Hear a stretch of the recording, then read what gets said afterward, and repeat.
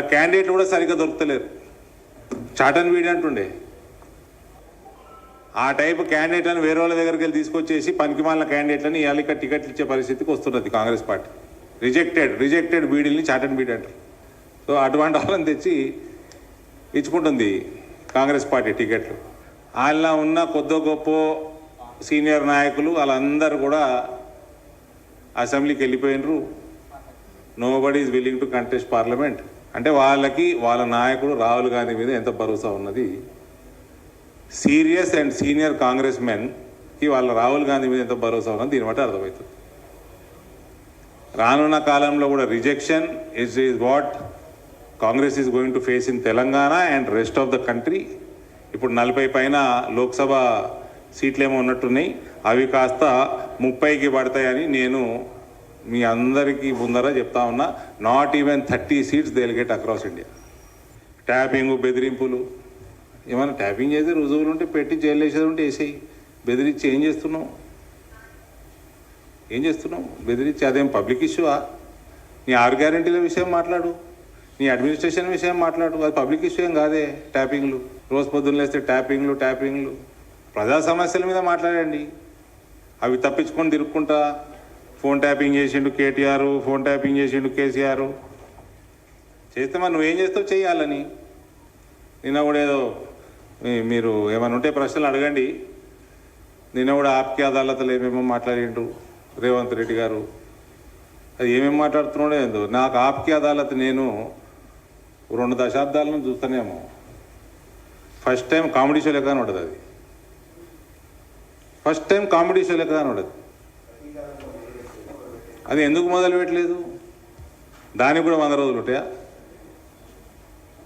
దానికి బడ్జెట్ అవసరం లేదు కదా. దానికి ఎన్నికల కూడా అడ్డం రాదు కదా. దేనికోసం వెయిటింగ్? నువ్వు బడ్జెట్ కోసం వెయిట్ చేస్తున్నావా? బడ్జెట్ ఆఫర్ కోసం వెయిట్ చేస్తున్నావా ఏమన్నా? ఈ భాష నాకు రాదు.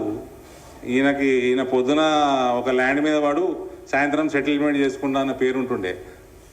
రేవంత్కి అదే పేరున్నది. అది సూపర్ అంటే గదేనా? అలా సాయంత్రం సెటిల్మెంట్లు ఇచ్చేది సూపరే. 400 సీట్లు దారేటట్టు ఉన్నాయి ఎన్డీఏకి. చాలా జాగాలల్లో బీఆర్ఎస్ కాంగ్రెస్ కలిసి పెడుతున్నాయి క్యాండిడేట్లని పుకార్లు ఉన్నాయి బయట. నువ్వు ఈ కుల పోని పెట్టు, నేను ఈ కుల పోని పెడతా, అట్లా పుకార్లు ఉన్నాయి. సరే, ఇప్పుడు రేవంత్ రెడ్డి వయసు ఎంత అండి? 54. నాకు 6 ఏళ్ళు పెద్ద అని, నాకు 53, 54 ఉంటాయి. మంచి మిత్రుడే. ఆయనకి కనీసం 15 సంవత్సరాలు కనీసం ఇంకా రాజకీయ జీవితం, మంచి యాక్టివ్ రాజకీయ జీవితం ఉంది. రేవంత్ రెడ్డి యాక్టివ్గా చేస్తాడా అంటే కొన్ని అంశాలలో యాక్టివ్గా చేస్తాడు. నడిపిండు. నేను కూడా ఇంతకుముందు ఇంటర్వ్యూలో కూడా చెప్పినాను. కష్టపడ్డాడు. జెడ్పీటీసీకి వెళ్ళి, అదేదో ఎమ్మెల్సీకి వెళ్ళి, పార్టీలు మారి ఇదాకా ఇలా ఇడికి వచ్చిండు. పార్టీ మారినందుకు ఆయన పార్టీ వాళ్ళు యాక్సెప్ట్ చేస్తలేరు ఆయనని, అది వేరే విషయం. కానీ కొట్లాడేంటి చేసిండు, ఆయన వల్ల అయింది చేసిండు, యాక్టివ్గా చేసిండు, వచ్చిండు. ఈయనకి 15 సంవత్సరాలు నాకు కనబడుతుంది రాజకీయ జీవితము, కానీ నాకు కాంగ్రెస్ పార్టీకి కనబడతలేదు. కాంగ్రెస్ పార్టీకి ఫ్యూచర్ కనబడతలేదు నాకు. కాంగ్రెస్ పార్టీకి this is going to be the last election. ఇందులో కూడా it is not a serious opponent. Revanth కేటీఆర్కి ఎందుకు అనిపించిందో అట్లా, మరి ఎందుకు అనిపించిందో అట్లా, అది కూడా చెప్తే బాగుండు కేటీఆర్. రేవంత్కి నా బీజేపీలోకి వస్తా అంటే as a friend I will welcome, I will recommend. నేను ఫ్రెండ్గా అని చెప్పిన. అది తీసుకునేది ఎవరిని తీసుకొస్తే ఎవరిని తీసుకోవాలన్నది మన అడ్డగారు డిసైడ్ చేస్తారు, కిషన్ రెడ్డి గారు డిసైడ్ చేసుకుంటారు. నేను యాజ్ అ ఫ్రెండ్ అని చెప్పిన, అందుకనే ముందే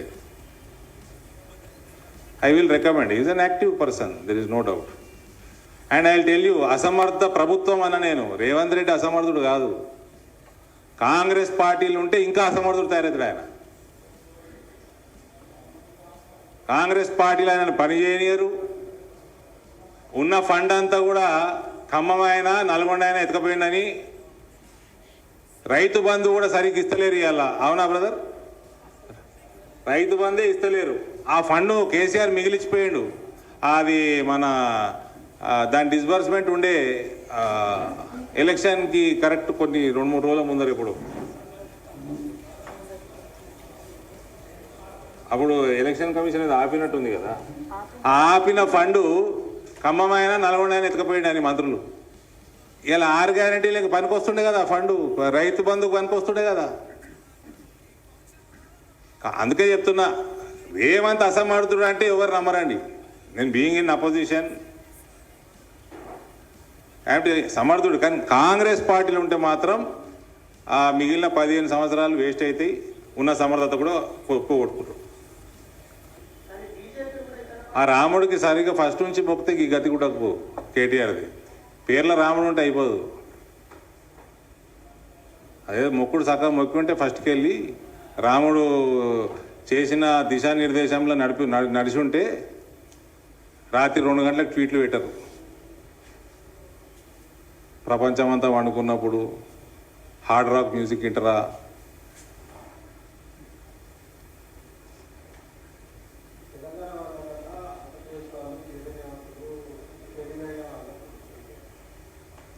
ఎందుకు అయితే చుట్టుపక్కల మరి ఈసారి అంతా రెండు అటు ఇటు ఒకటే రోజు ఉంది ఎలక్షన్, అందరూ అటు పోతారు. ఎట్లా మరి ఈయన కూడా పోతారా? ఇప్పుడు అందరూ అటు పోతారు కదా. మే 11 నాడు ఇటు వరకు ఖాళీగా ఉంటుంది, సంక్రాంతికి ఖాళీ అయినట్టు రోడ్డు. ఈయన ఏం చేస్తాడు మరి? ముందే చేతులు ఎత్తేస్తాడు అన్నట్టుగా మేము గెలవము అని. उसलिए बोल रहा हूँ, आई सॉ सम छोटा भीम बोल के एक ये था, वो मूवी का नाम बताता हूँ मैं, सलमान खान का पार्टनर में ఆయన పేరేంది, గోవింద సల్మాన్ ఉంటాడు, పుట్టుకుంటాడు ఒక ఆయన, छोटा भीम రోల్ ఉంటుంది అందులో. రాజ్పాల్ యాదవ్ ఆప్కే అదాలత్ పోయినట్టుంది నాకు. సీరియస్లీ ఇది దశాబ్దాల నుంచి ఆప్కే అదాలత్ చూస్తున్నా. ఏమేమో మాట్లాడుతున్నాడండి అక్కడ. నేను హిందువునే అంటాడు, నేను మొక్కుతా అంటాడు. అరే సంతోషం, నువ్వు హిందువు కాదని ఎవరు అన్నారా? కానీ మేము ముస్లింలకు వ్యతిరేకం అంటాడు, కాదంటాడు. ఈ మతాలకు వ్యతిరేకం కాదంటాడు. మరి ఆర్టికల్ 370 వాపస్ తెస్తాను ఎందుకున్నది మీ మేనిఫెస్టోలా? మీ నాయకులు అంటుంటే మరి నువ్వేం చేస్తున్నావు? యూనిఫామ్ సివిల్ కోడ్ మీద ఏంది నీ ముచ్చటేంది?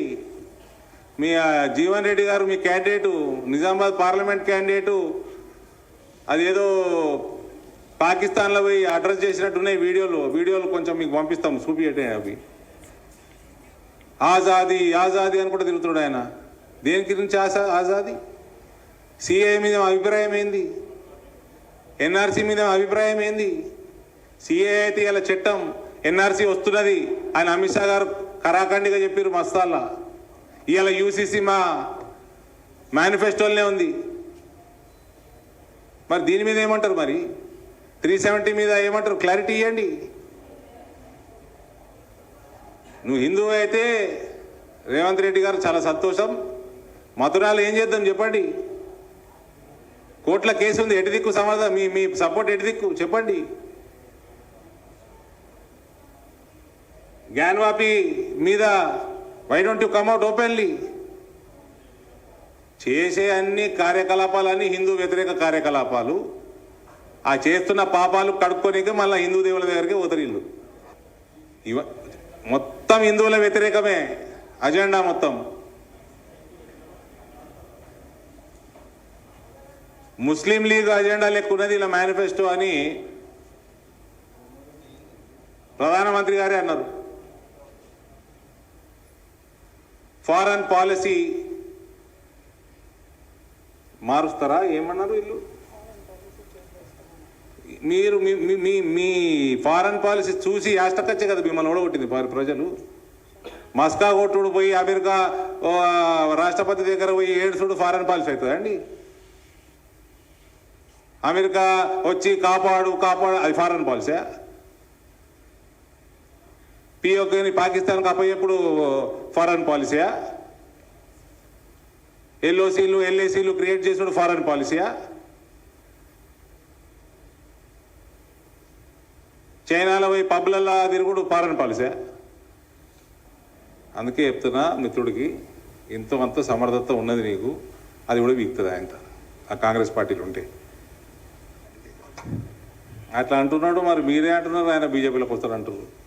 మీడియాలో చూస్తూ ఉన్నా, సోషల్ మీడియాలో చూస్తూ ఉన్నా, లోక్సభ కాగానే ముహూర్తమని, డమ్మీలను పెట్టిండు, చాలా చాలా డమ్మీ క్యాండిడేట్లను పెట్టిండని. According to me Adani group ఎకనామికల్గా మ్యాక్సిమం గ్రోత్ యూపీఏ సమయంలో అయింది. వాళ్ళ బ్యాలెన్స్ షీట్లు తీసుకోవచ్చు, చూసుకోవచ్చు. హయ్యెస్ట్ గ్రోత్ యూపీఏ ప్రభుత్వంలో అయింది. అంటే ఆయన ప్రపంచం, ఆయన బిడ్డనే ఆయన ప్రపంచం. బిడ్డ దగ్గరికి ఈడి వచ్చిందని ప్రపంచం మొత్తం ఈడి రాదు కదా. 4 కోట్ల ఇల్లు కట్టిడు మోదీ. 80 కోట్ల మందికి 5 ఏళ్ళ నుంచి భోజనం పెడుతున్నాడు, 4 ఏళ్ళ నుంచి భోజనం పెడుతున్నాడు మోదీ. ఇంకా 5 ఏళ్ళు పెడుతున్నాడు మోదీ. ప్రపంచంలో అతిపెద్ద ఆరోగ్య బీమా పథకం నడిపిస్తున్నాడు మోదీ. నా పార్లమెంట్లోనే 6,300 కోట్ల సెల్ఫ్ హెల్ప్ గ్రూప్స్ లోన్స్ ఉన్నాయి మోదీవి. 2,600 కోట్ల ముద్రా లోన్లు ఉన్నాయి నా పార్లమెంట్లో. 40,000 స్వనిధి యోజన లోన్లు ఉన్నాయి. 6,80,000 ఆయుష్మాన్ భారత్ మెంబర్షిప్ ఉన్నది. 15,80,000 మంది నా పార్లమెంట్లో రేషన్ ఇస్తున్నారు. 70,000 దాకా ఉజ్వల కనెక్షన్లు ఉన్నాయి. 63,000 సుకన్య సమృద్ధి యోజన కింద 8.2% అమ్మాయిలకి, చిన్నపిల్లలకి, అమ్మాయిలకి ఇంట్రెస్ట్ రేట్ ఇస్తున్న బ్యాంకుల డిపాజిట్ల మీద.